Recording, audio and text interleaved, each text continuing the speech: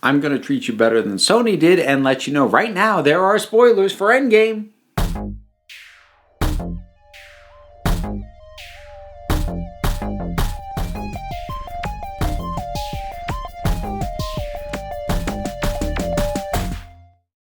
So, the new trailer for Spider-Man Far From Home, I'm actually really annoyed at this thing. Not for the fact that it has Endgame spoilers. I've already seen Endgame. But I wasn't going to see this trailer. I was actively planning to not watch it because I already knew I was going to see this movie. I saw the first trailer, I gave my thoughts on the first trailer, and I already know I'm going to see this. And when that happens, I try to not fall into the trap of watching every trailer that comes out. Because since I know I'm going anyway, any trailer I get that gives me any degree of new information risks spoiling me, whether it is with an outright spoiler or just giving me enough information that my brain starts making connections and guessing what's going to happen. And I don't want that.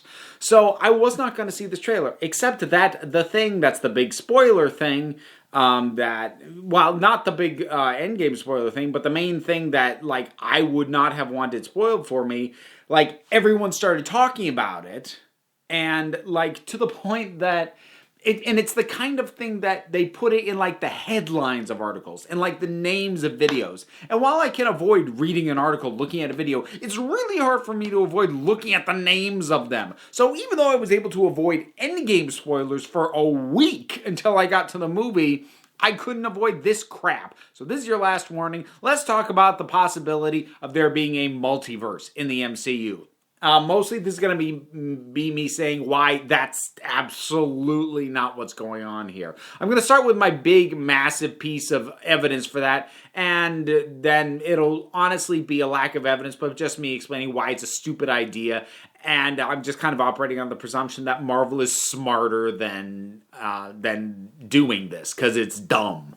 So, first of all, I'll acknowledge I'm not a huge fan of multiverse stories. I don't hate them automatically. I just, for the few times that I've seen good stuff come out of a multiverse story, I've seen way more stuff that I just have absolutely no interest in and I think is stupid or contrived or what have you.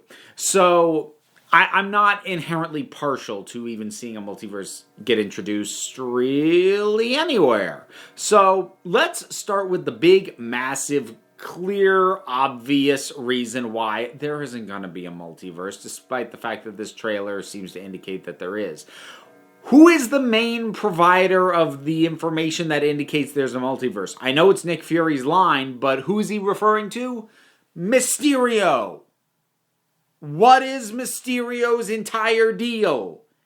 It's tricking people. It is fooling people. It is being a con man. That's what he is. And it would be very simple for an opportunistic bastard, which Quentin Beck is, to, see the results of the snap and go, man, that messed with so much. I bet that if I construct this carefully enough and use the right effects and whatnot, that I can convince people that I'm from another dimension, because what wouldn't they believe these days? That's totally what's going on here. There is no way he's actually from the multiverse, because again, that is Mysterio's entire freaking deal.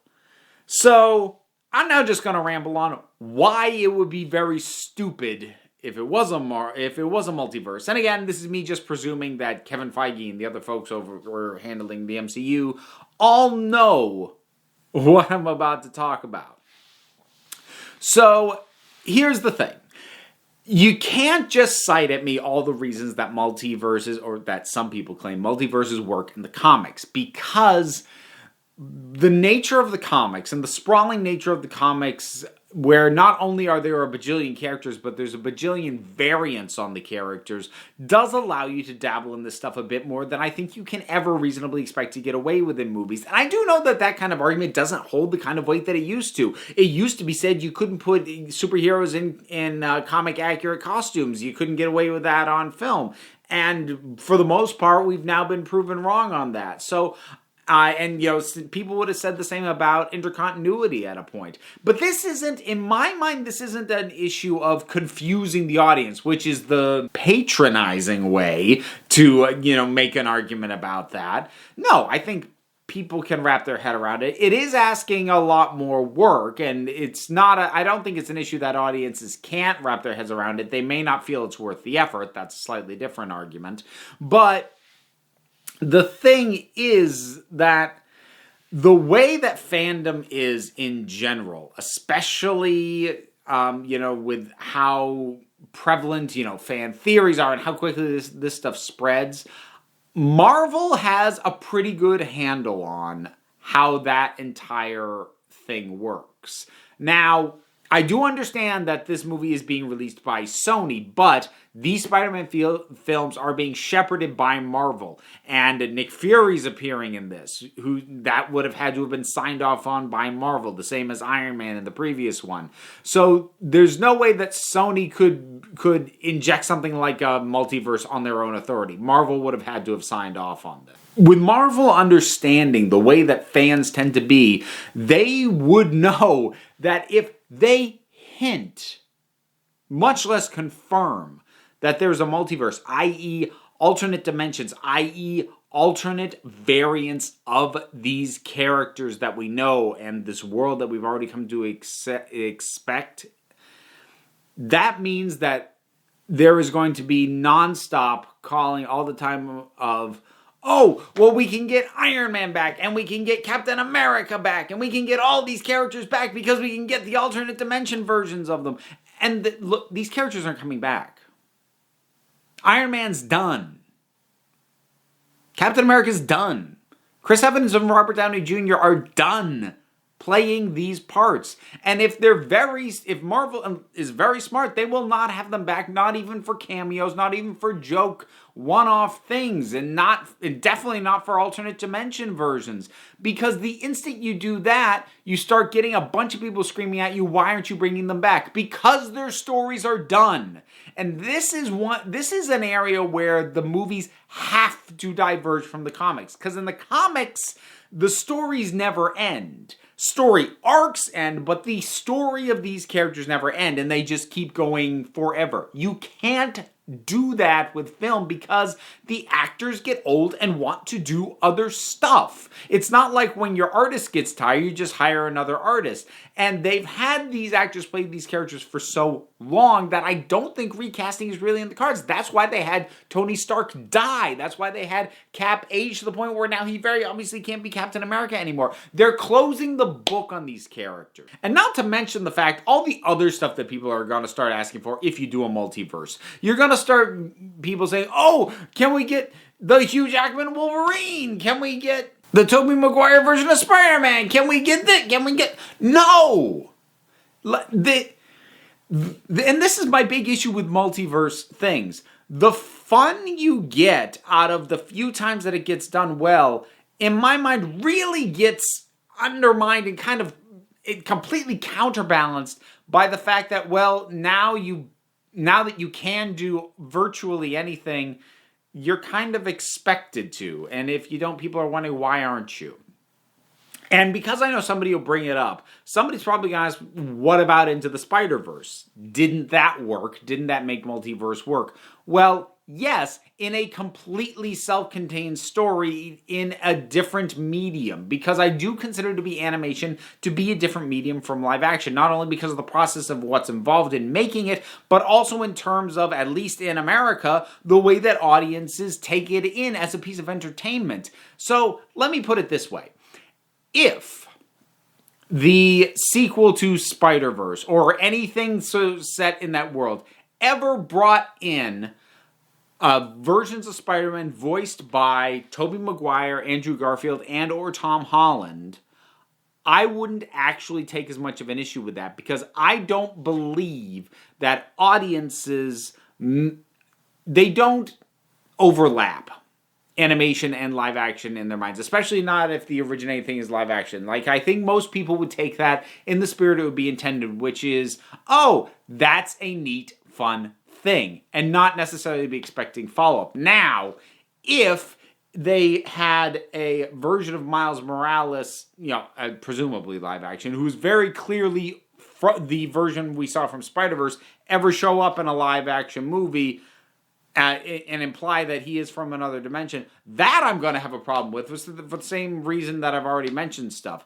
But it's because that's establishing it in the live action. I think the jump from medium, from animation to live action, gives Into the Spider-Verse a bit more wiggle room. And also, I'll admit to the fact that Spider-Verse on paper should not have worked, but it did. But that to me is not a proof of concept that multiverse will work as a story point. To me, it says, wow, even a bad idea can be done right once. That does not mean anybody should be doing it again. They hit the lottery. Other people should not be going, well, there's my retirement plan. I'll buy a lottery ticket. Like, don't.